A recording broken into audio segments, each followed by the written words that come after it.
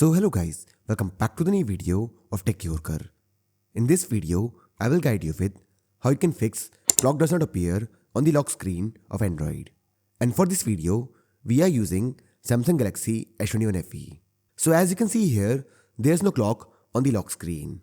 So let's see how to fix this issue. So first of all, unlock your phone.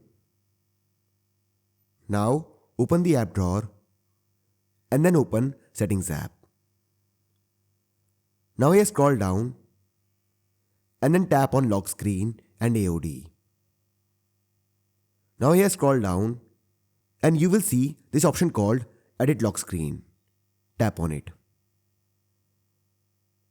Now from here you can edit the lock screen. Here you will see this option called Clock. Tap on it. And now you can select from different clocks. For example, let's select this one. Tap on Done. Now let's go to lock screen. As you can see here, the clock appears on the lock screen now. So this is how you can fix clock does not appear on the lock screen on Android. So I hope you find this video useful. And if you do, then don't forget to like this video and subscribe our channel.